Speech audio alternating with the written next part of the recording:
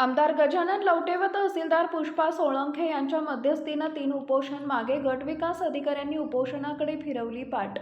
अंजनगाव पंचायत समिती अंतर्गत धनेगाव, हिंगणी, गावंडगाव, शेलगाव, वडाळी येथील सामाजिक कार्यकर्त्यांनी प्रजासत्ताक दिनाच्या दिवशी पंचायत समिती अंजनगाव कार्यालयासमोर आजपासून उपोषण सुरू केले होते।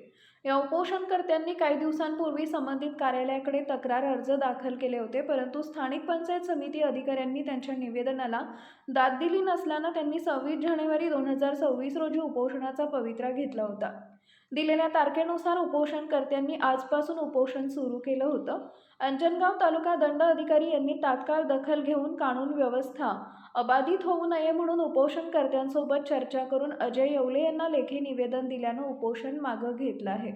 उपोषणाची दखल विद्यमान तहसीलदार सोळंके, आमदार गजानन भाऊ लवटे यांनी घेतली असली तरी संबंधित गट विकास अधिकारी, पंचायत समिती कर्मचाऱ्यांनी या उपोषणाकडे हेतू सुरेशपणे पाठवलेल्या नागरिकांमध्ये संताप व्यक्त होत आहे।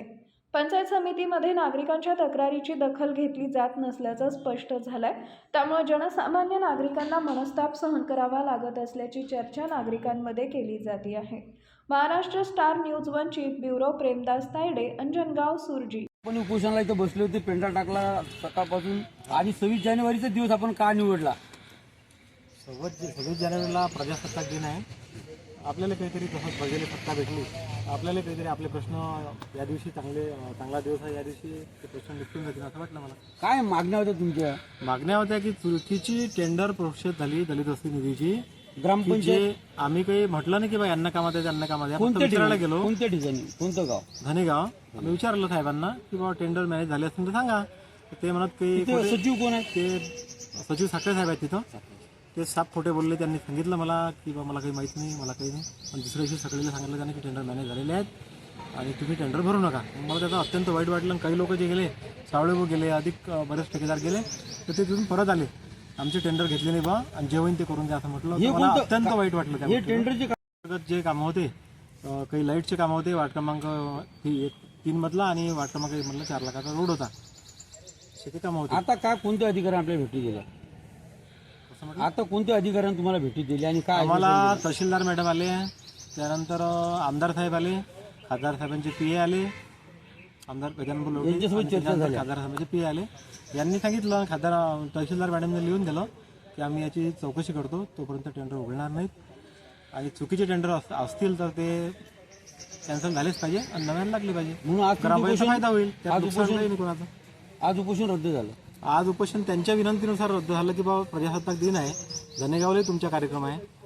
पत्नी तिथं मागं माकडाचा वाद झालता, माकड दिसलंच नाही कोणाला, भिंतीवर माकडाचा जुना फोटो लावण्यात आला। अधिक काहीतरी यावर्षी बिट्टे येऊ शकते किंवा वाघ येऊ शकते, काहीतरी लक्ष द्या तिथे, त्याच्यामुळे ते आज त्यानं उपोषण सोडायला लावलं।